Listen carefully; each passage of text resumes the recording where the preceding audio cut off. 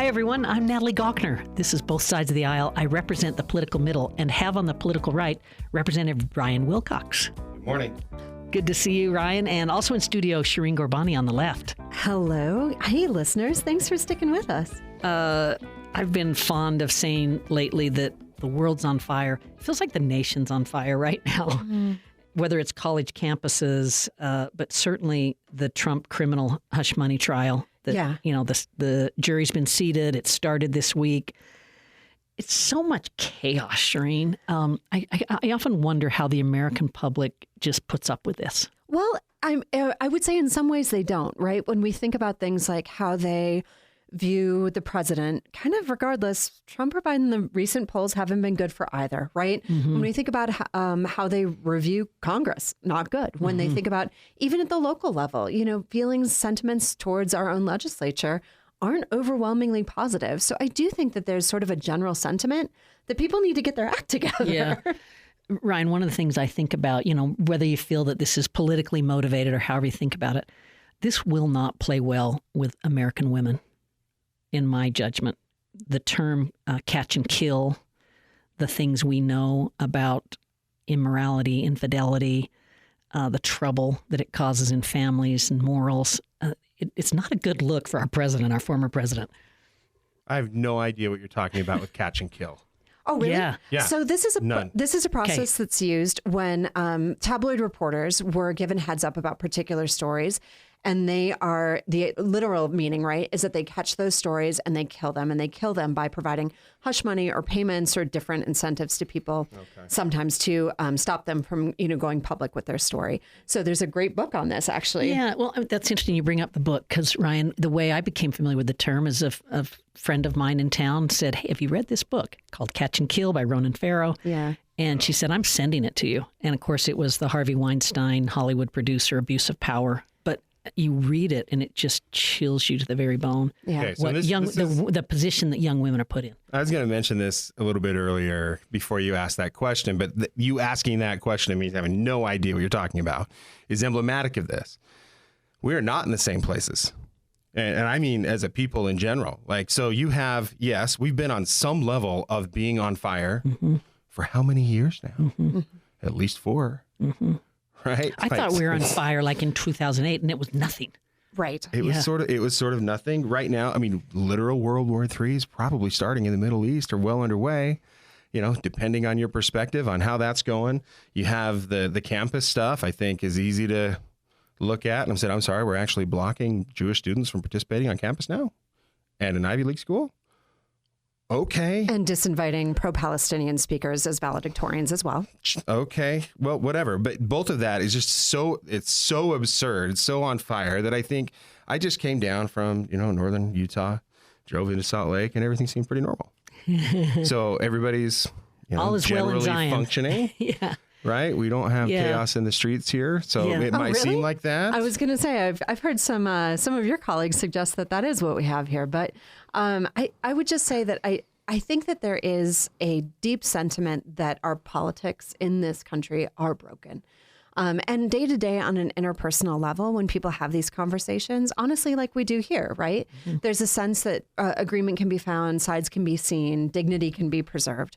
But when we think about, I think, sort of these large scale fractures and fissures that are happening, and then along with that, the undermining and lack of trust in some of these key institutions, whether it's thinking about what happened with hospitals in COVID or thinking about what's happening on colleges' campuses now or has happened over time, there is an erosion that we've talked about, Natalie, in faith in our institutions. And I think that is coming on the heels of a deep downgrading in our faith in our leaders. Yeah.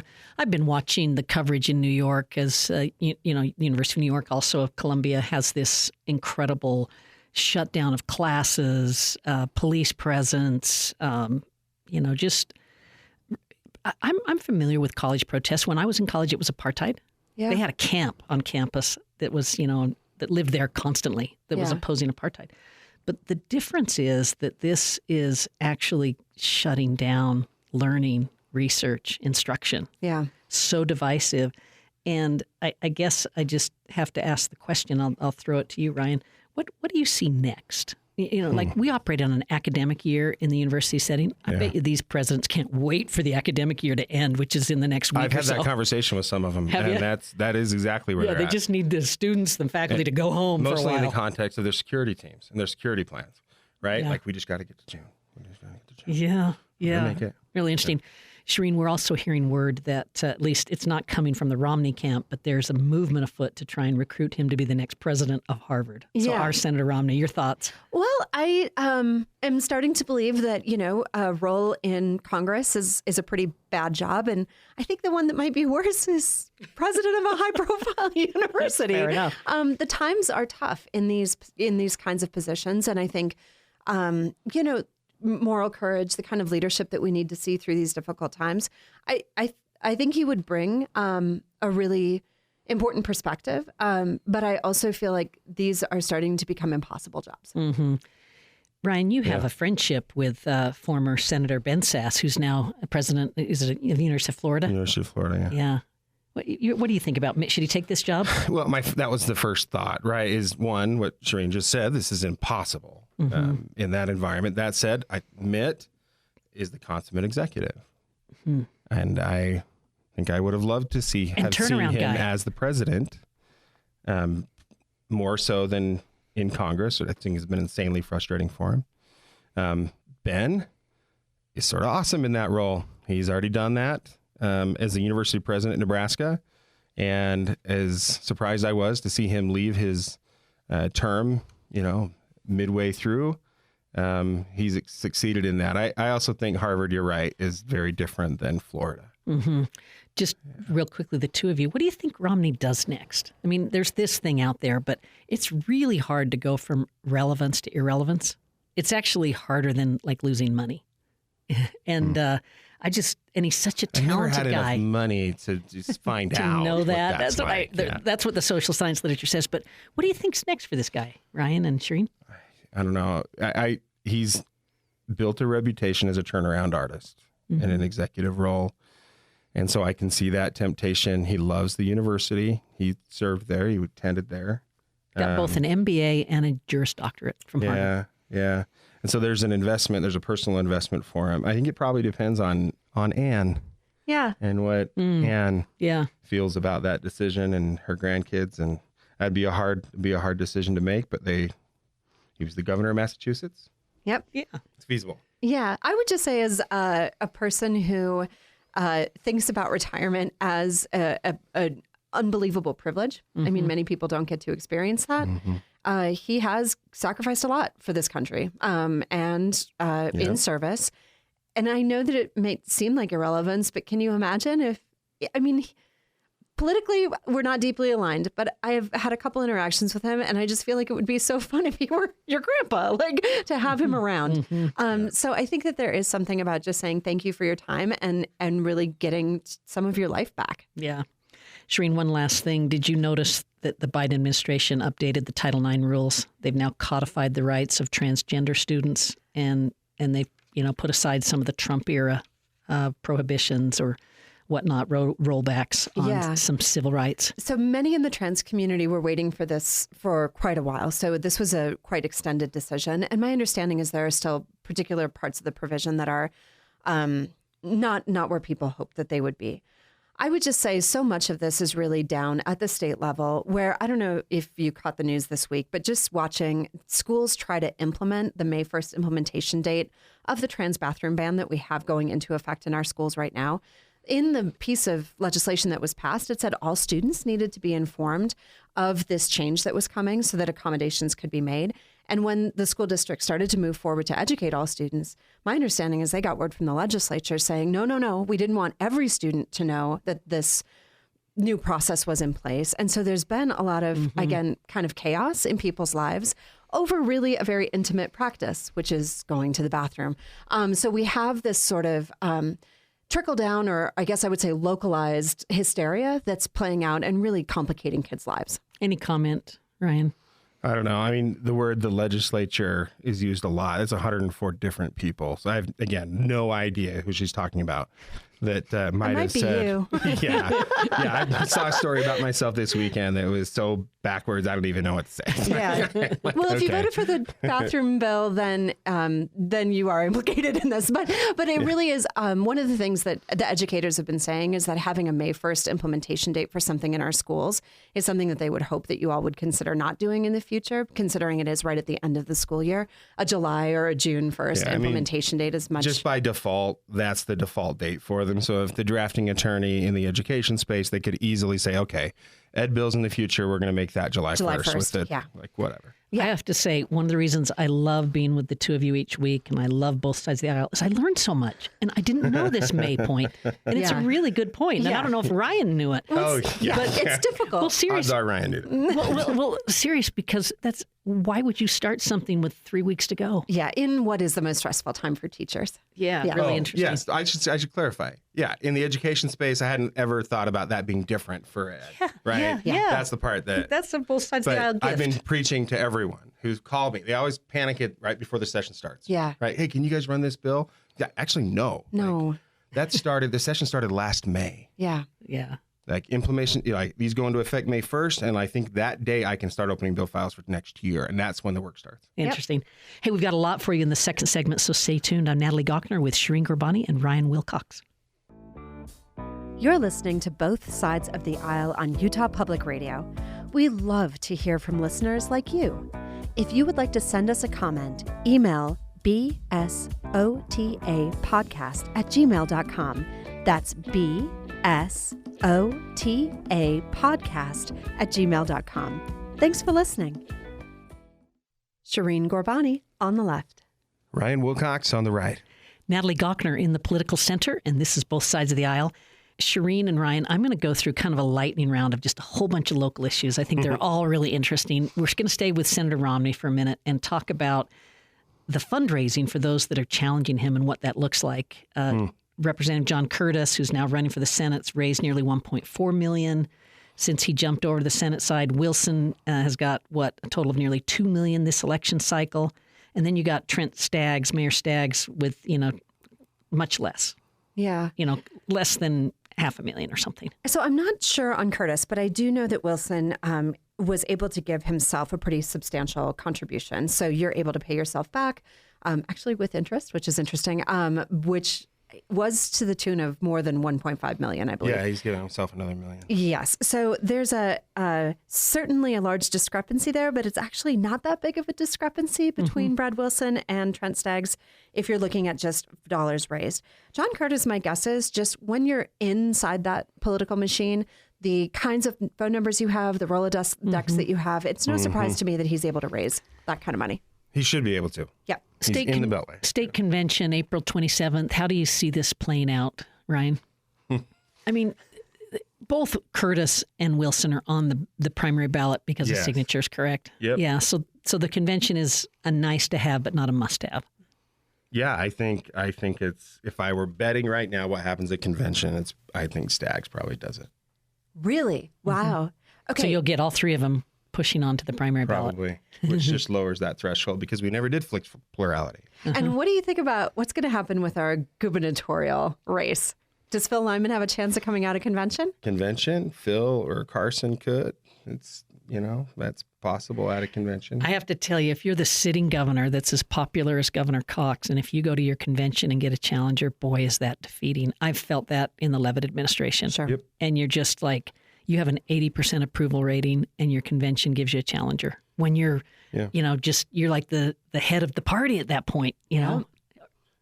Yeah. And I just attended a bunch of county conventions where the governor was cheered and booed at different points. He actually handled it pretty brilliantly in Weaver. Tell us what he did. Guy right on the front row. Yeah. Just giving him a hard time. The governor stopped his speech and addressed the person directly and invited them to run. So, this is this is very difficult. I just love to finish I'm shorthanding this. I would just, if you just let me finish my thing, you can boo me as much as you want as I walk off the stage. I just need to finish a few comments and you can do whatever you want. Please do your thing. Yeah, he held his composure. He held his composure, that's handled good it for him. brilliantly. And I heard from a bunch of delegates that they really appreciated that. Yeah. They were like, he didn't say don't boo. He just said, just give me a chance to say my two sentences and Yeah. You can do your thing. So I think he's getting did better he go at with that. a don't boo vote kind of situation? No, was he didn't. an Obama He line. didn't even. Oh, was it? Yeah, don't boo. We both looked at you like, what? Yeah. I guess I wasn't watching Obama speeches a lot. Yeah, you might remember. Former president. Shireen, Vivek Ramaswamy, which is amazing I can say his name, but he got so much attention during the debates. But he's come into our market and endorsed Trent Staggs. Yeah. So, Trent Staggs has really pulled some interesting endorsements, including, I believe, Matt Gaetz, Ramaswamy, and Tommy Tuberville, I believe, was also here. Yep. So it gives you a sense of the kind of ideology or the environment ecosystem that he is thinking in. Yeah. Okay. That's certainly the folks that he's courting. Yeah. Right. So we want to do downwinders for just a minute here. We have both Senators Mike Lee and Senator Mitt Romney helping to sponsor a bill on radiation exposure. And then I guess Representative Celeste Malloy and Representative Burgess Owens are also co-sponsoring in the House. Ryan, give your quick take on this. I mean, I thought that we solved this, but it sounds like they extend it and are going to get more money for these families. And could you also just give a quick, I think most Utahns know, but just a really quick explanation of what a downwinder is? Yeah, I want to say very first thing, how proud I am that happened, that was let out with Senator Lee and Mitt Romney co-sponsoring, because this is not speaking of both sides of the aisle, this is not a partisan thing. It should never be. But our state, our community, our nation, but especially those of our families who lived during that time period when we were above ground testing nuclear weapons at the Nevada test site, were directly lied to by the government. And poisoned. They were advertised. They'd send out advertisements to them in special glasses. Go stand outside and watch this beautiful pink cloud. And all the while, the scientists knowing that the fallout would harm them. The government knew these things. And so this reimbursement, this is bizarre. This is covering medical treatment for people that our government is responsible for their death and suffering. So the fact that that's taken this long, that we have to fight about it every few years for reauthorization, is infuriating. But I've met so many of these families. Former Representative Seelig and I did a lot of work on this in 2010. Trying to solve this on the state side. But I'm just, right now, that news, I'm extremely grateful to see that has happened and that we've made enough progress to where this is not viewed as a partisan thing anymore. Thanks for sharing your insights there. Shireen, we've got our Attorney General, Sean Reyes, who now the State Records Committee has unanimously ruled that he must turn over his calendars. Of course, the legislature made calendars private, but not on a retrospective basis, which doesn't help Mr. Reyes. And that tells me the legislature knew exactly what they were doing. You can say, if you want to say something, Ryan, but you think we're going to see these records? For the legislature. Yeah. So I would say that I believe there is a reasonable expectation that if you are being funded by taxpayers, that we should know what you are doing with your time. And I understand that's more complicated when we talk about a part-time legislature, when we talk about people who are in even, often uncompensated roles. But there is some sense to this for me in terms of a person whose full-time job is serving the people of Utah. There should be greater transparency there. So I don't think this is good for him, especially considering some of the shenanigans he's certainly been involved in that we've talked about on this show many times. But to think about just the retrospective kind of production of these, I still think we're not going to see them. But I'm glad that this was the ruling. What do you think, Ryan? Do you think we see these records? I'm going to say, in the conversations that I'm aware of, the fact that it was retrospective wasn't broached at all. Mm-hmm. But I wasn't in the middle of those. As far as the records, we also talked about pretty openly with our counsel and, the attorneys, that this was always the understanding of Grandma, that calendars were never a part of it, that this was and so it wasn't a change in policy. In fact, they've responded the same way for forever with the no, that's not, part of what we provide as part of Grandma. It wasn't part of the law. So the legislature, I can say that, those that voted for it, viewed that as continuation of the same policy. Yeah, interesting. I have some background in this when I worked at a senior level in Governor Levitt's office, and I was his director of communications. So I worked with the media and the sharing of records, right? They would just ask for his calendar. Actually, we send it out every 2 Yeah, weeks. the governor publishes it. Yeah, we send out. But it's interesting to me because what I learned in that process is you could be having things internally that were just, governor staff time, strategy time, where you're doing a lot of really newsy things. But when you ever left the state, when you were traveling and the state was sending detail, security, buying these tickets, having you meet with leaders of some significance, either national or international, it seems to me like that's something the public ought to know about. Yep. Agreed. Different gradations. Okay. There's probably a good argument there, Shereen, to your point about the full-time thing. I think there's a difference. I really do. Yeah.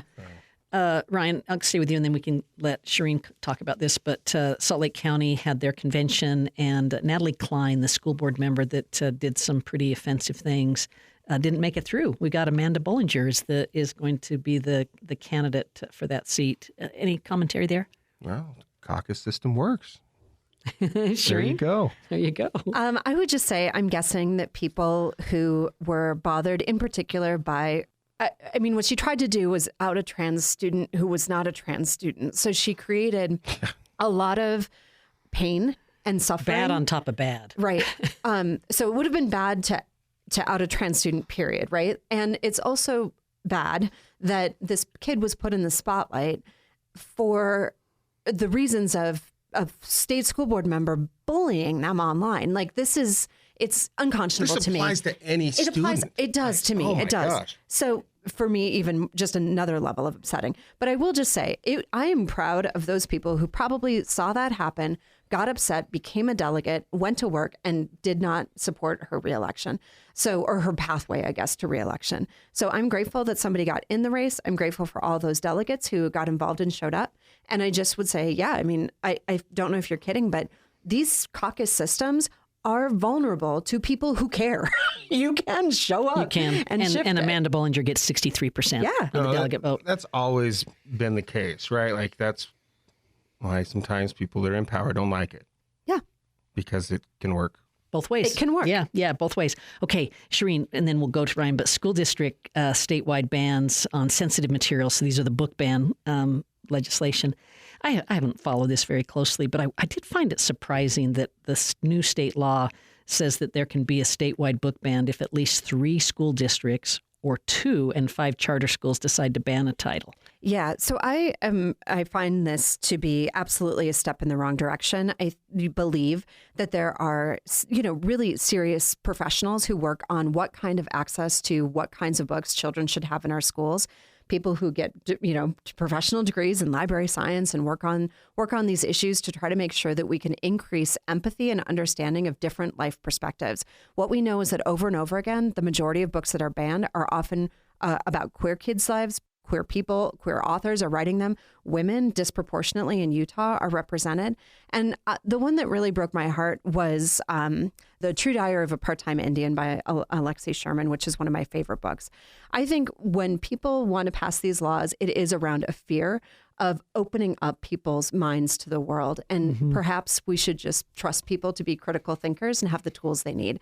The thing that's most upsetting to me about this is that it does not seem that there is a way, and I will follow up with this, listeners, for people to appeal. There is no, these are getting pulled off of Salt Lake City bookshelves. Salt Lake City School District did not ban a single book. But now we all have to live in this environment of anti-intellectualism. Yeah. Okay, that was pretty strong, Ryan. I don't know if that got under your skin at all, but I will say it surprises me from the political middle that we don't allow a little bit more local control. That's right. Why not just let school districts administer this? But let's hear from Ryan.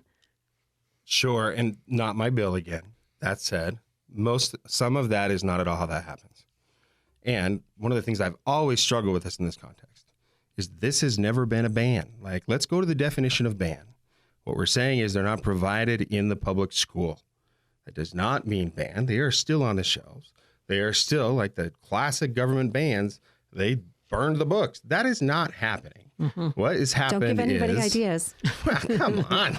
Words mean things. Yeah, it's right? a ban when you cannot access it in school. That's where many people access books. Hey, Ryan and Shereen, I had a book. I remember having books that I hid under my mattress so my parents wouldn't find them. Yeah.